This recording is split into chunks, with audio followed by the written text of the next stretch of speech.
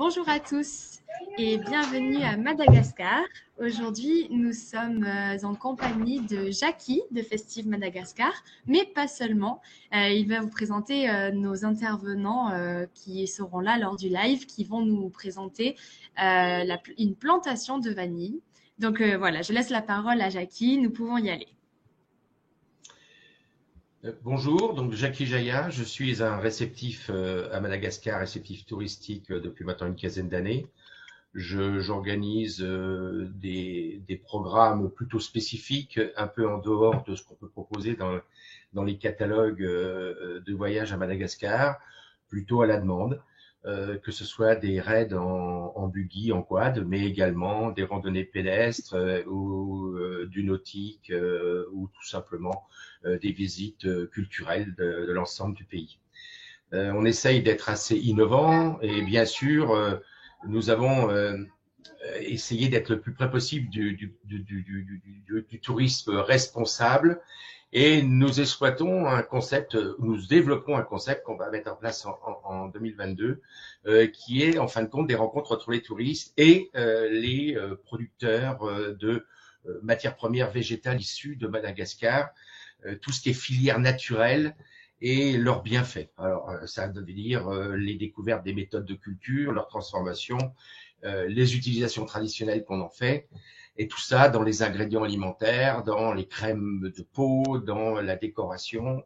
En clair, tout ce qui fait que ça résume un petit peu l'utilisation que la population malgache a toujours fait de ces terres et de ces productions pour en avoir des connaissances naturelles qui sont bien sûr connues, qui sont bien sûr épiées, pillées, et souvent la population n'a pas cette reconnaissance. Donc nous, Festive, on s'est dit en faisant rencontrer ces gens-là avec nos groupes touristiques, soit à l'occasion d'un programme précis ou à l'occasion d'une option dans le programme, eh bien, on va valoriser le travail de ces gens-là, on va en parler et notre petit apport va apporter une certaine visibilité à ces gens-là.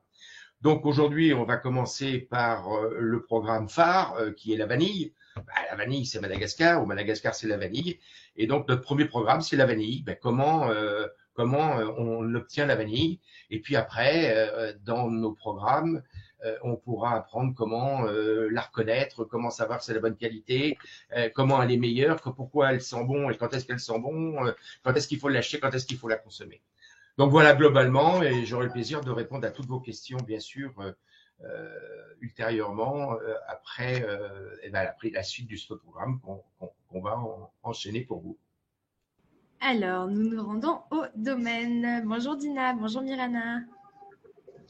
Bonjour à tous. Bonjour Blandine et bonjour Lucky. Et bonjour à tous ceux qui sont connectés. Donc, bienvenue à tous sur le domaine d'Ambouimant. C'est une plantation de vanille qui fait 60 hectares et que nous avons le plaisir de vous présenter aujourd'hui. Nous allons vous présenter la collection de vanille et on va faire un petit tour dans les parcelles de vanille.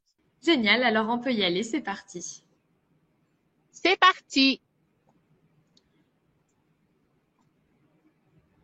Donc, le domaine d'Ambouimant sur lequel on est une plantation qui fait 60 hectares. C'est une plantation de vanille qui appartient à un groupe familial malgache, la famille Ramananjaibé. C'est un groupe familial qui a été créé en 1927 par le père fondateur qui est Joseph Ramananjaibé. Le groupe a plusieurs secteurs d'activité. Donc, on est dans les plantations, dans l'agriculture. Nous sommes aussi dans l'industrie. Nous faisons par exemple les couvertures de Madagascar ou alors la chocolaterie Robert pour ceux qui connaissent. Et on est aussi dans les produits de rente de Madagascar depuis 1973. En 1973 a été créée la branche Ramananjaibé Exportation. Comme son nom l'indique, cette branche est spécialisée dans ce des produits phares de Madagascar, dont évidemment la vanille. Dans le groupe, quand on intègre une filière, on essaie toujours d'avoir une intégration verticale de la filière. En 1973, nous avions les agences de traitement du produit et d'exportation.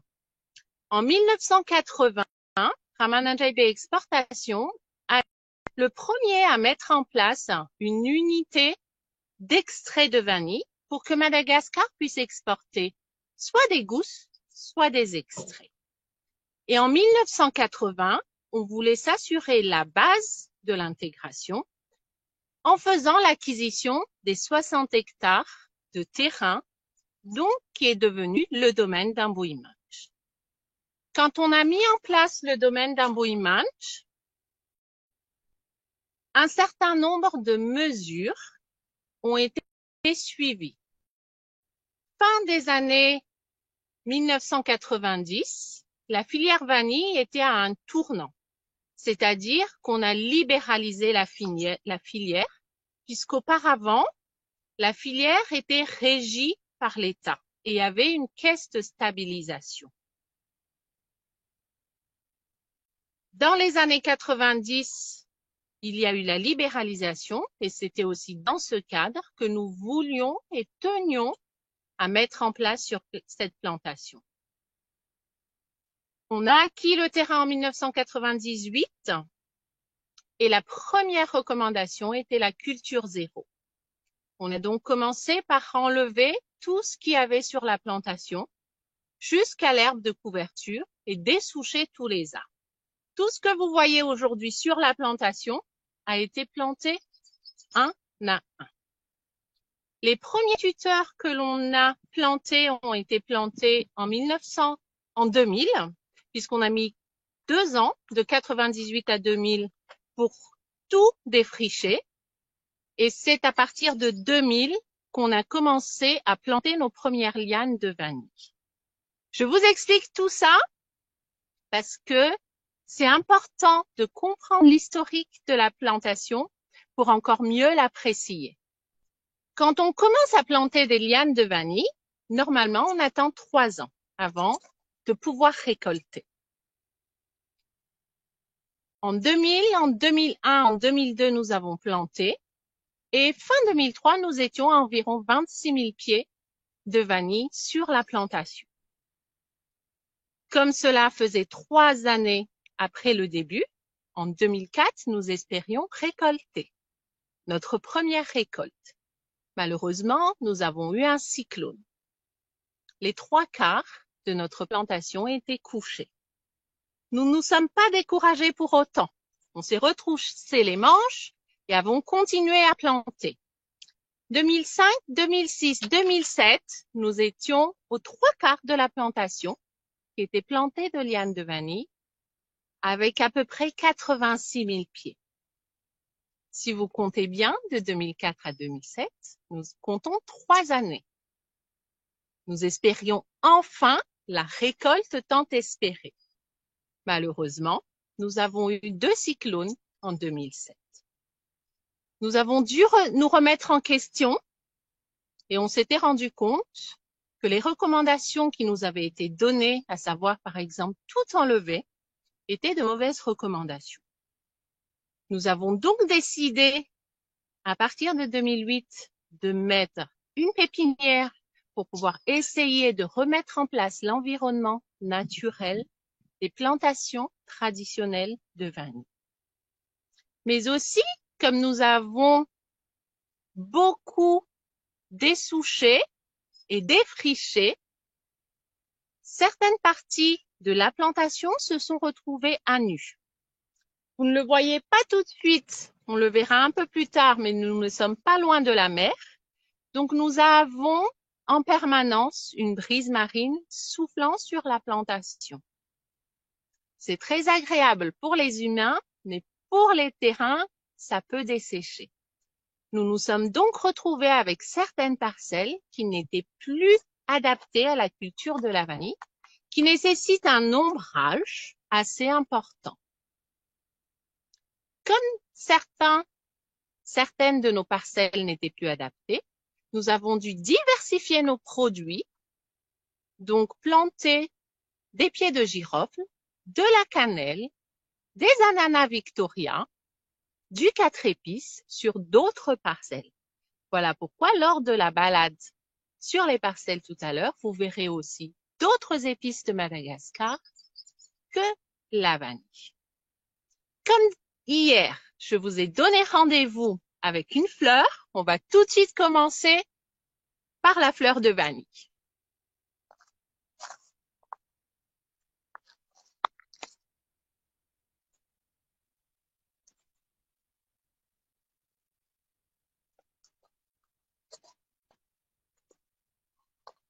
Donc, celle-ci est la fleur qui nous a donné rendez-vous hier. Comme vous pourrez le noter, elle n'est plus très ouverte. Ce qu'il faut savoir, c'est qu'une fleur de vanille s'ouvre très tôt le matin et commence à flétrir à partir de midi. Comme à Madagascar, midi est largement passé, donc la fleur a commencé à se refermer. C'est pour ça qu'on commence par la fécondation, pour que je puisse encore vous expliquer comment on féconde une fleur de vanille. Une fleur de vanille, elle est composée de 3 sépales, 1, 2, 3, et de 3 pétales intérieurs, 1, 2, et la corolle. La corolle, on dégage pour avoir les parties sexuées de la vanille. Le problème d'une fleur de vanille, c'est que la partie mâle et la partie femelle sont séparées par cette petite pellicule qui s'appelle le rostellum.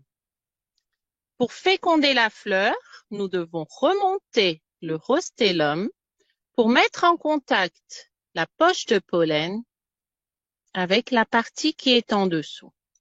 Vous pincez et la fécondation est réalisée. Les ovules se trouvent dans la tige ici qui tient la fleur, qui va donc se développer une fois qu'elles vont être fécondées. Elles vont grandir pour donner ensuite la gousse.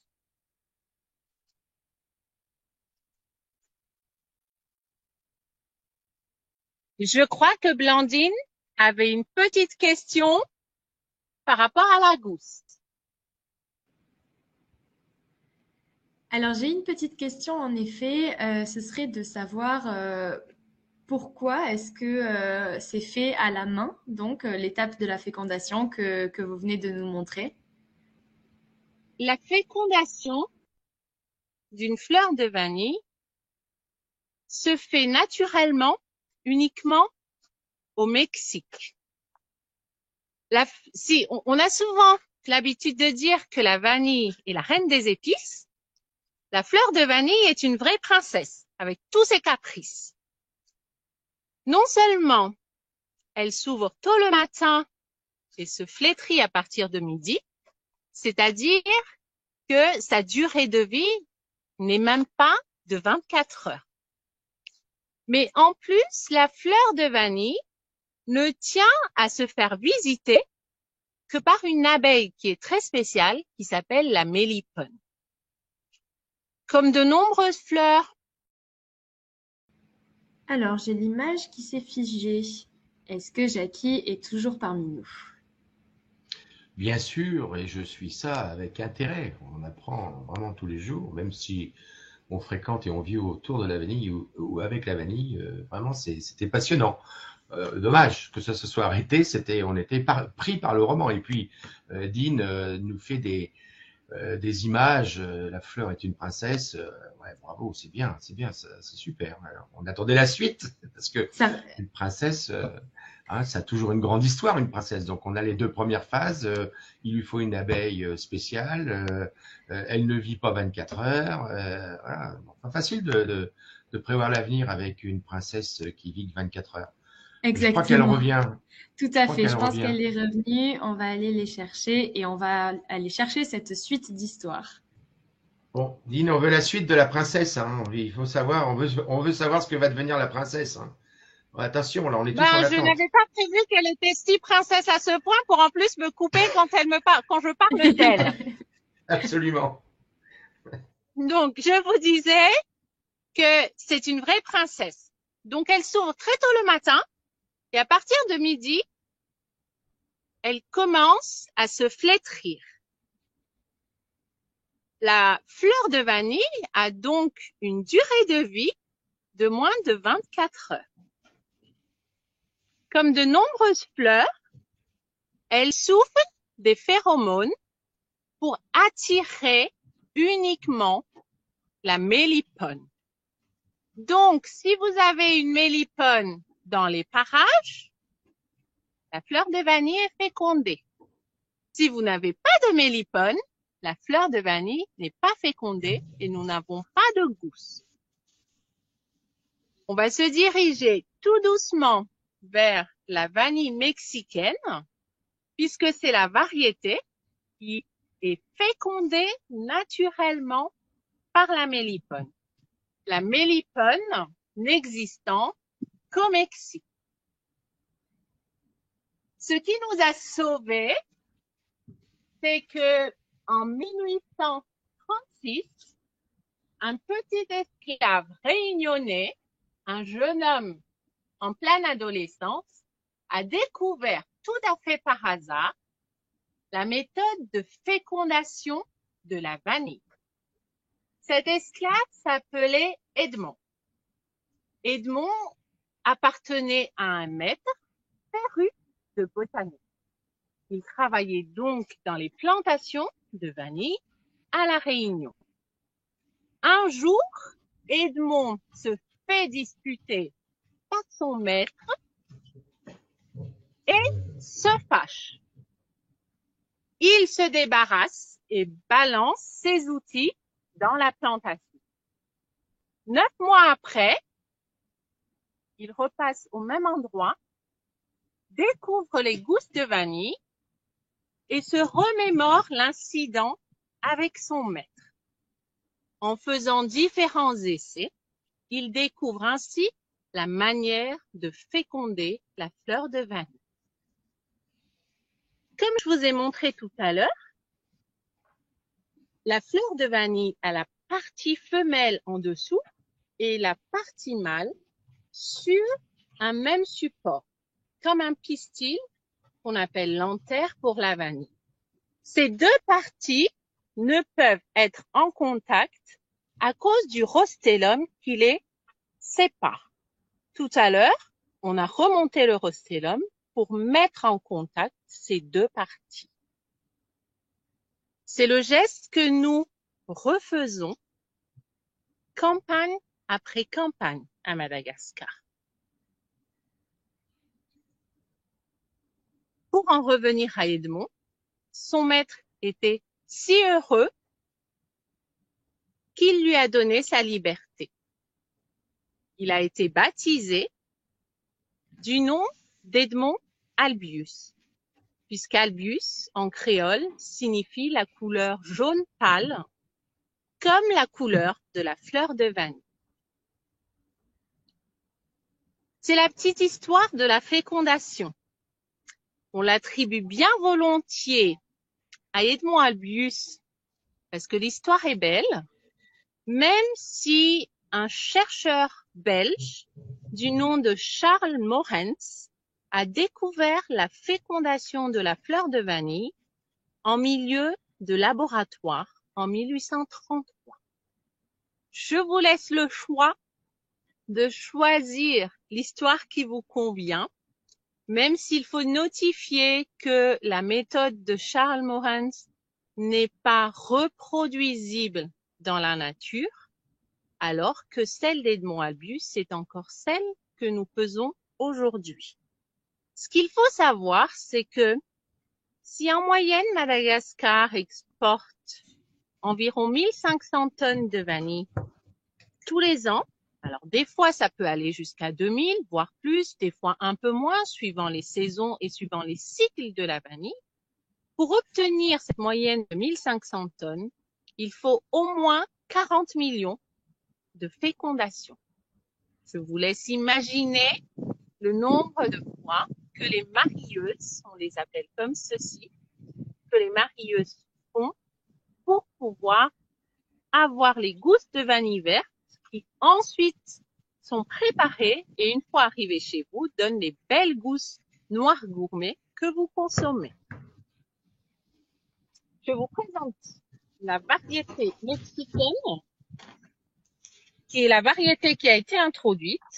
Ce qu'il faut savoir, c'est que pour faire la différence entre les différentes variétés de vanille, on regarde la forme de la liane, la longueur entre deux nœuds et l'angle entre deux nœuds, qui peut plus ou moins s'ouvrir ou se fermer. Et on regarde aussi la forme de la feuille. En l'occurrence, la feuille de la vanille mexicaine est large depuis la base jusqu'à la pointe et elle est striée.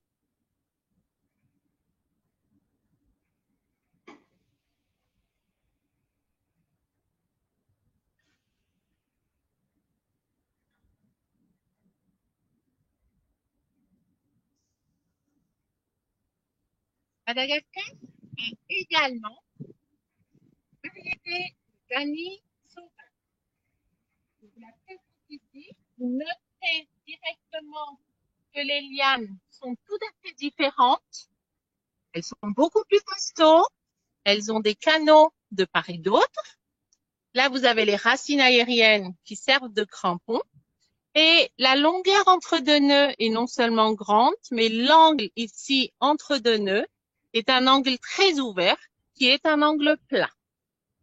Ce qu'il faut savoir, c'est que la vanille sauvage de Madagascar est la seule variété qui est fécondée naturellement par des petits oiseaux qui ressemblent à des petits colibris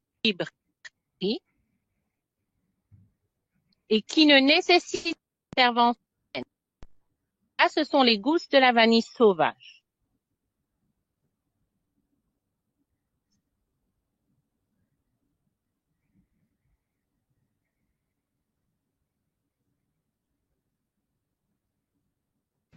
On va se diriger vers la vanille qui est quand même la plus connue, celle que l'on exporte, qui est la variété Planifolia.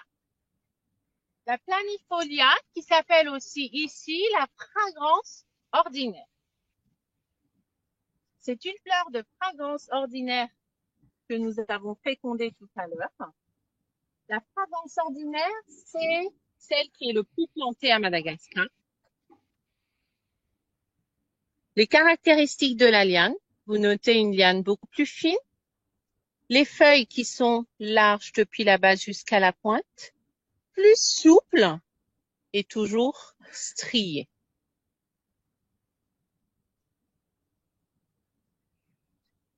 La fragrance ordinaire, ou celle que les Malgaches appellent vanille gasse, puisqu'ils se l'ont appropriée, c'est la vanille qu'ils connaissent le mieux et qu'ils cultivent le plus, et la vanille qui fait la renommée de Madagascar.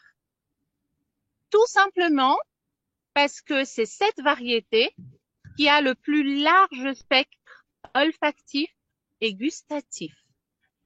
C'est-à-dire que, suivant les différentes qualités, si c'est de la rouge ou de la noire, définies par les taux d'humidité respectifs, vous allez avoir différentes senteurs.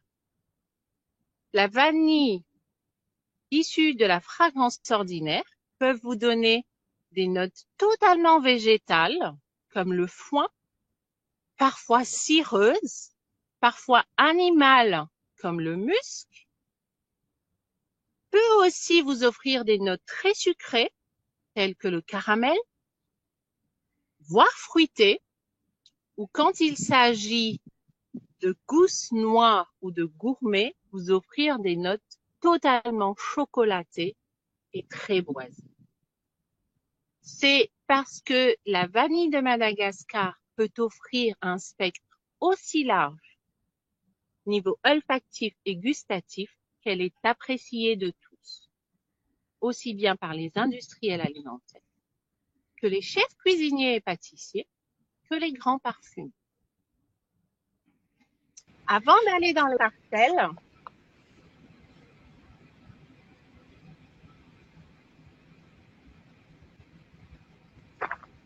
je vous présente une autre variété de vanille qui est la Pompona. Vous noterez la taille des gousses et la forme des feuilles qui est totalement différente. En forme de fer de lance, moins strié et bien épais. Dina, j'ai une petite question d'une des personnes qui nous regardent. Oui. Eric, il vit à l'île Maurice et donc il nous demande si vous voyez une différence au niveau de la croissance, pardon, de la liane selon le support sur lequel elle se développe en fait. Parce qu'il explique qu'à l'île Maurice, il y a une différence selon le support. D'accord. Le support est important. Ici, par exemple, vous avez ce qu'on appelle le Gliricidia. Le Gliricidia est une légumineuse. Donc, ça fournit un ombrage qui est nécessaire à la vanille. Et la vanille est très sensible à l'ombrage. Le second critère, à part l'ombrage, c'est que la racine, on a choisi une légumineuse parce que, comme vous le savez, les racines des légumineuses sont des racines principales pivotantes. Donc, ça entre profondément dans le sol et ça n'entre pas en concurrence avec les racines de la vanille qui, elles, sont superficielles. Donc, oui, le choix du tuteur peut tout à fait agir sur la croissance de la vanille. Mais plus encore, l'équilibre ombrage et lumière filtrée a aussi beaucoup d'importance. Évidemment, si vous avez une vanille qui est à nu, elle va très vite réagir. Elle va prendre des coups de soleil. Là, par exemple, c'est quand les feuilles n'ont pas encore repoussé, nos feuilles de vanille se sont retrouvées avec un excédent de soleil, donc elles ont jauni. La vanille y est très sensible. Si vous n'avez pas assez d'ombrage et pas assez d'herbe de couverture, vous avez aussi à voir plus d'évaporation. Donc, la vanille va manquer d'eau et elle va moins se développer dans sa phase végétative. J'espère avoir répondu à la question. Tout à fait. Merci beaucoup, Dina, pour ces explications. De rien. Donc, on va continuer, on va se diriger vers les parcelles. Juste avant, je vais vous montrer deux autres variétés aussi que l'on a encore sur la plantation.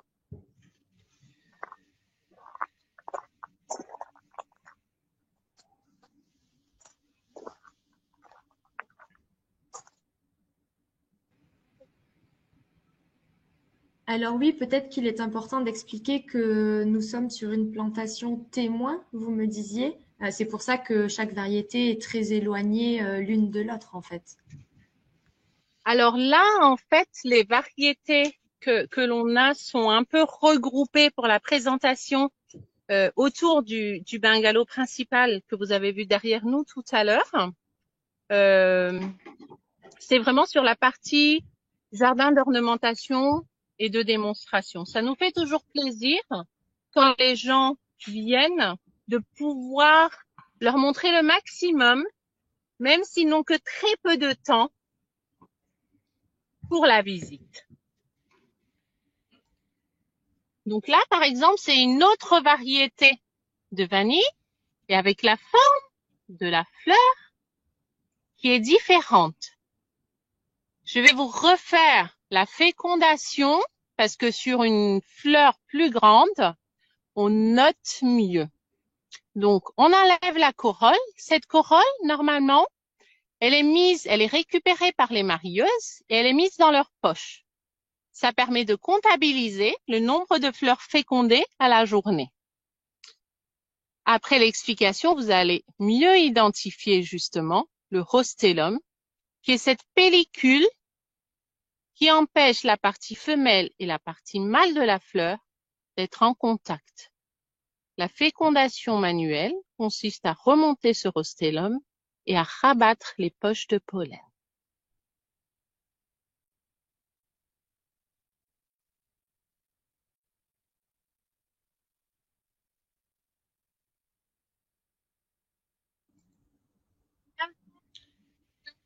Dans les parcelles, à proprement dit, je vous présente une variété qui est une variété malgache, qui est un hybride et qui en malgache s'appelle la Tsitaich.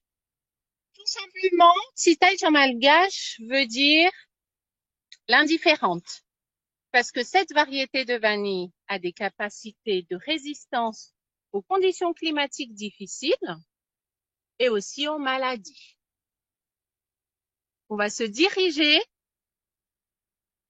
vers les parcelles à proprement dit.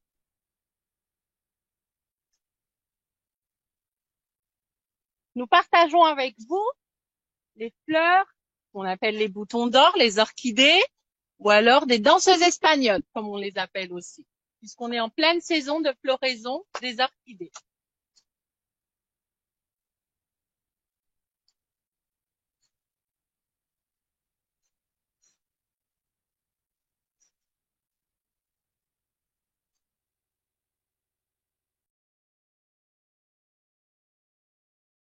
Au passage, la pépinière qu'on a donc mis en place depuis 2008 et qui, plus de 10 ans après, est toujours d'actualité parce que nous continuons à replanter afin d'arriver à recréer l'environnement naturel de la liane de vanille.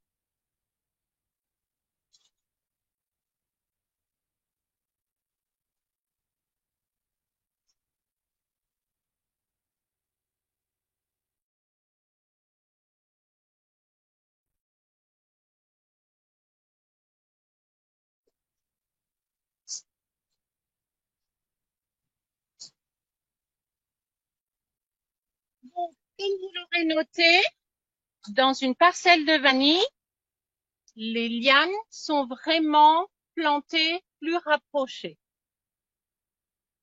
Sur une plantation traditionnelle ou même semi-industrielle comme ici, on essaie de respecter la distance entre 1,50 m et 2 mètres.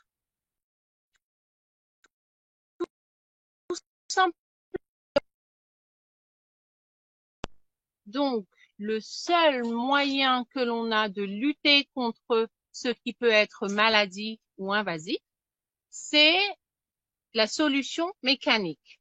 Ça consiste à ouvrir les racines de la vanille, qui, comme je vous ai dit, est superficielle, et à vérifier si nous n'avons pas de champignons ou d'insectes dessus. Le fait de respecter les distances nous donne le temps matériel de passer d'un pied de vanille à l'autre. Alors que si on réduisait les distances, le champignon ou l'insecte en question pourrait être plus rapide que l'action humaine.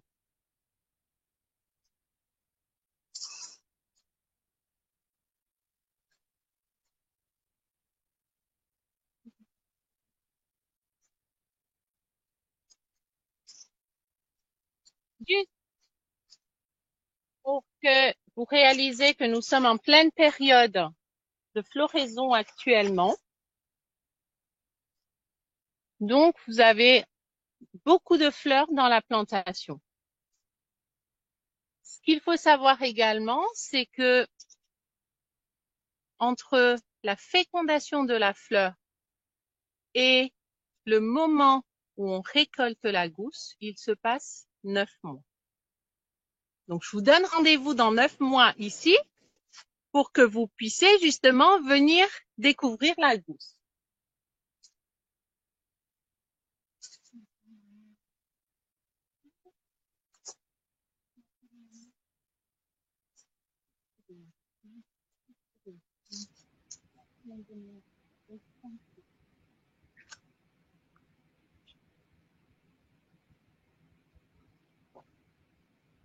Comme notre temps est un peu limité aujourd'hui, puisqu'il y en a qui reviennent travailler par la suite,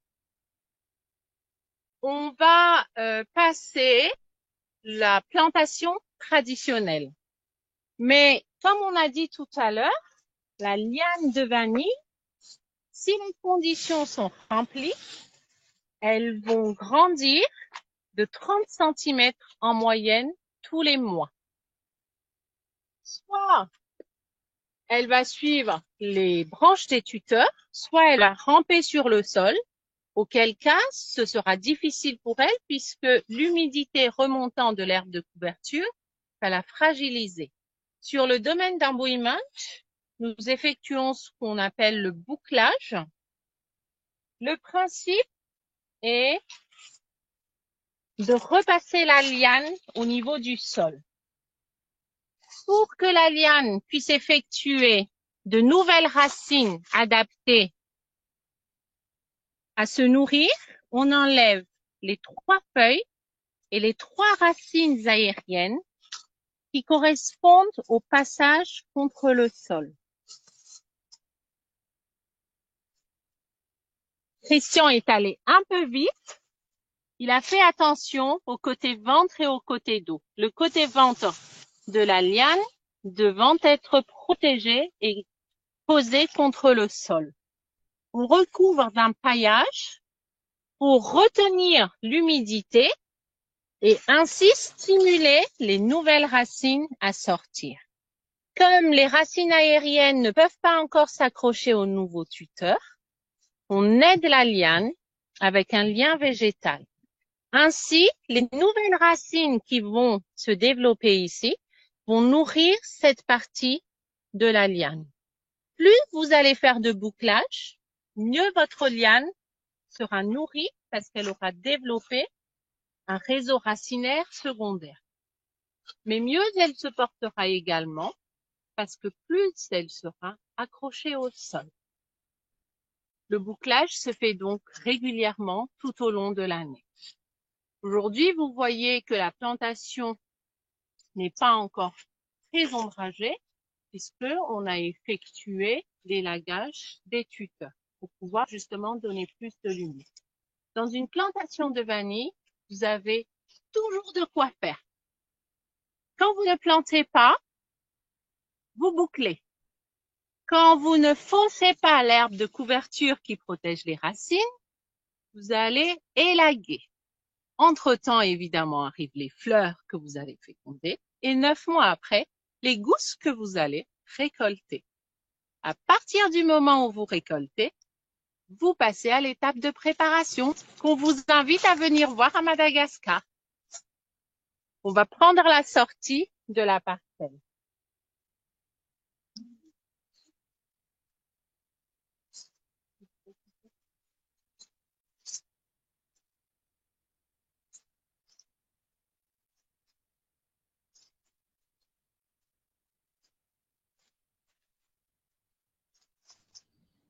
Alors, je peux peut-être, Blandine, je peux peut-être expliquer que dans les programmes qu'on organise, les programmes de touristes qu'on organise sur 2 ou 3 jours, il y a bien sûr la visite de la plantation telle que vous la voyez maintenant, mais il y a aussi d'autres choses très intéressantes comme aller visiter le centre de tri, ou comment on les trie, et puis il y a un moment d'immersion totale avec la population travailleuse, c'est-à-dire même d'aller jusqu'à leur village pour voir comment ils sont installés. Et puis, on a le clou quand même un petit peu du spectacle, c'est de cuisiner avec un chef pendant ce séjour, cuisiner la vanille, et pas forcément avec du sucré, mais du salé. Et on en parlera tout à l'heure, mais notre chef qui n'a pas pu être disponible parce que bien sûr il est aux cuisines à ce heure-là, nous fera une présentation. On va poster, c'est ça, Blandine, on va poster une vidéo dans laquelle il explique un petit peu ce qu'il fait avec la cuisine. Donc, vous expliquez que ce qu'on voit, c'est qu'une partie du programme de 2-3 jours qu'on peut faire dans une plantation, parce qu'il y a tellement de choses à voir qu'on peut pas voir une simple présentation et ce simple live. Voilà, Dean, je vous repasse la parole. Merci beaucoup pour les explications, Jackie. Donc, les 60 hectares de la plantation de vanille d'Amboimam sont organisées en 14 parcelles. Les parcelles sont ainsi présentées comme vous le voyez, avec essentiellement des lianes de vanille, mais aussi des 4 épices, de la cannelle. Les Hinton sont des bois précieux, et ainsi de suite. Et on fait régulièrement l'inventaire de ce qui est planté, puisque comme une plantation est totalement vivante, on a toujours des chiffres qui changent et qu'on continue toujours, nous, à planter. Je partage juste aussi quelques images de clous de girofle, puisqu'on est en pleine saison aussi de girofle à Madagascar.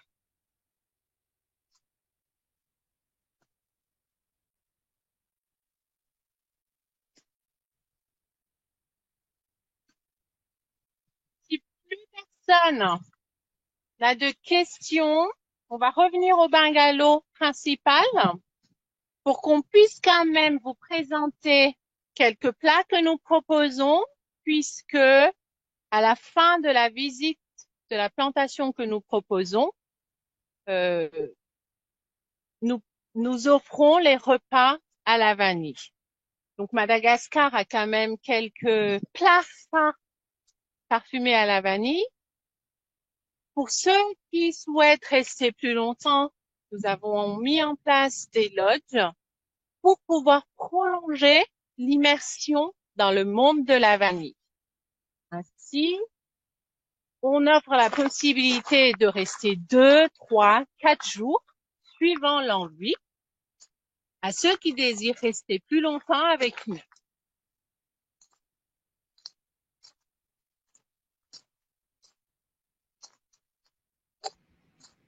Peut-être que je peux partager rapidement, Dina, une ou deux photos des lodges que vous m'avez envoyées. Oui, parfait, merci beaucoup.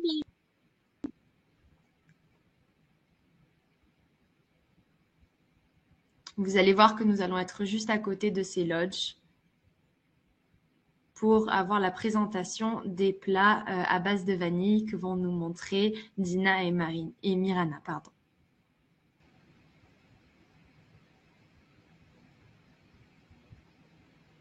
Donc, comme on est justement sur une plateforme où on parle vraiment de tourisme durable, de tourisme éthique.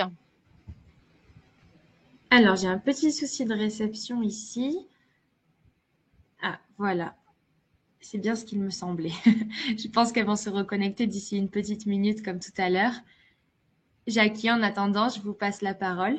On allait découvrir maintenant les plats à base de vanille. Ben voilà, donc bon, festif, c'est pas un hasard si on organise avec cette plantation la qualité des bungalows est vraiment très intéressant et correspond tout à fait à un confortable séjour de 2 ou 3 jours.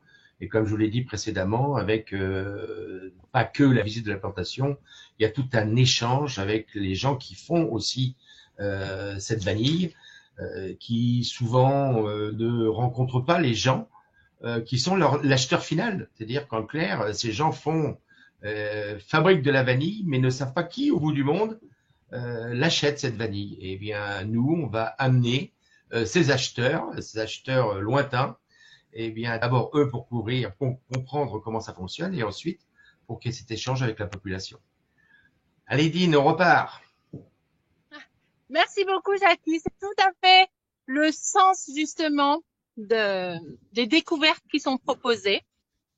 Que nos employés puissent se rendre compte et être au contact du consommateur final, mais pour que le consommateur final, qui est aussi féru et fan de vanille, puisse voir tout l'amont du travail de la vanille avant que ça n'arrive dans sa glace, dans ses desserts ou dans son précieux flacon de parfum.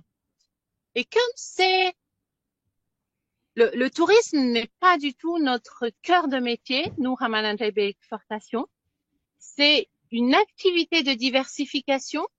Donc, dans ce cadre-là, nous avons formé le personnel sur la plantation. Ce sont des ouvriers, des ouvrières que nous avons formés aux standards des services internationaux, aussi bien au niveau service qualité, au niveau discrétion, au niveau savoir-faire et encore plus ces derniers temps aux différents protocoles sanitaires pour que tous nous soyons protégés. Donc, on vous fait découvrir les plats qui nous ont concoctés. Habituellement, on commence par un vol au vent, fruits de mer en entrée. Donc, vous avez des à l'intérieur. Évidemment, la béchamel est à la vanille. En plat, nous proposons régulièrement le canard à la vanille avec ses petits légumes, donc les haricots verts en fagot et les pommes de terre sautées. Et suivant la saison, parce qu'on est aussi respectueux des différentes saisons, nous aujourd'hui, il vous propose par exemple des mangues toutes fraîches. Bon appétit. Bon appétit. Évidemment, il y a assez de place pour tous ceux qui veulent s'asseoir. Ça Pour donne ceux qui envie, ne on peuvent pas arrive. se joindre à nous, on les invite pour plus tard.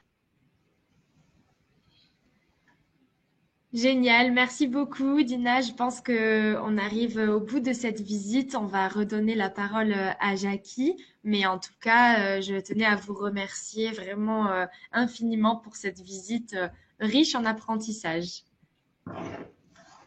C'est un réel plaisir pour moi et pour toute l'équipe, donc Swaland, mais aussi pour tout le groupe Ramadan JB, d'avoir pu vous ouvrir les portes de notre plantation le temps de ce live.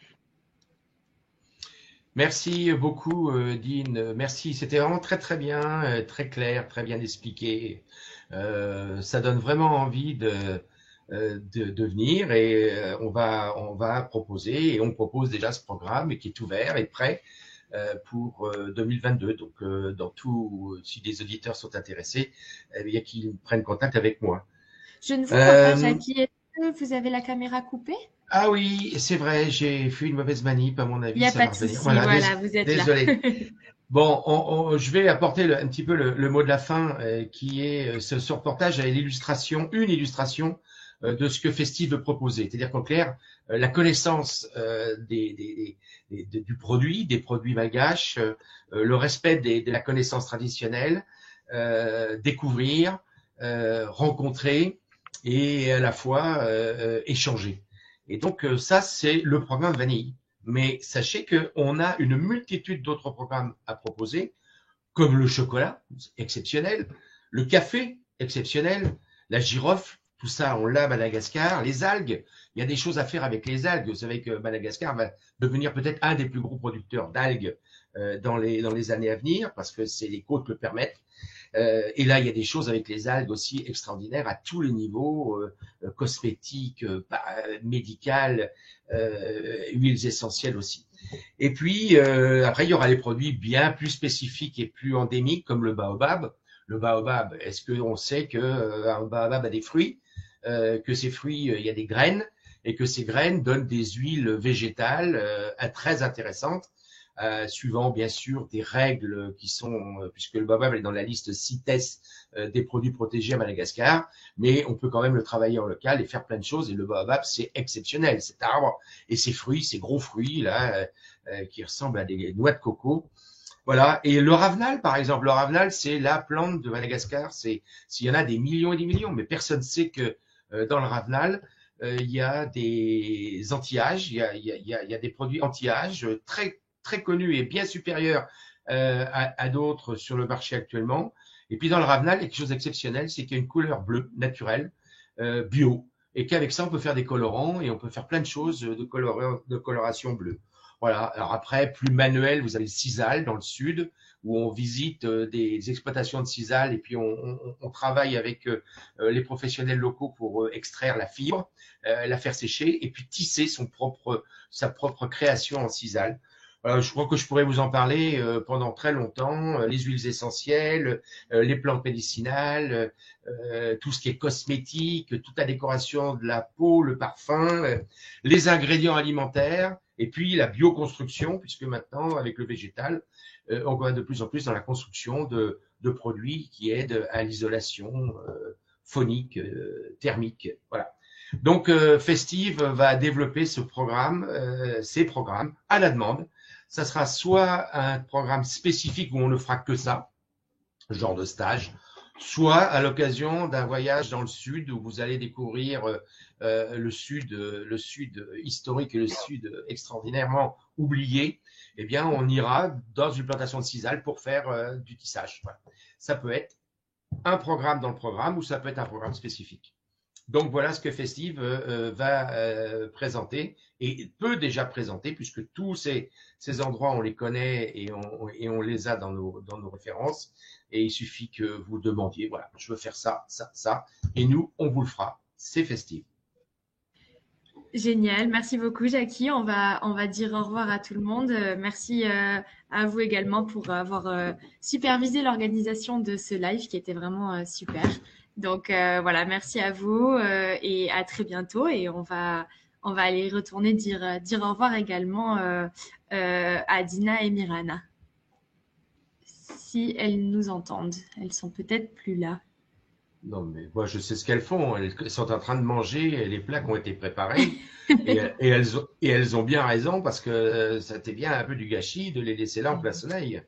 Donc, je comprends qu'elles nous aient quittés. Hein. C'est bien vrai. C'est probablement ça. Bon, bah alors merci beaucoup Jackie et merci à tous et à très bientôt. Et n'hésitez pas à nous contacter. Vous pouvez visiter notre site qui est Festive-Union Madagascar. Hein.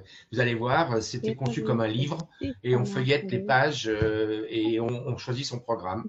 Elles sont là, je crois. Hein. Dean est revenu peut-être, Oui, non? je les entends. Je les entends. Est-ce que Dina, vous nous entendez?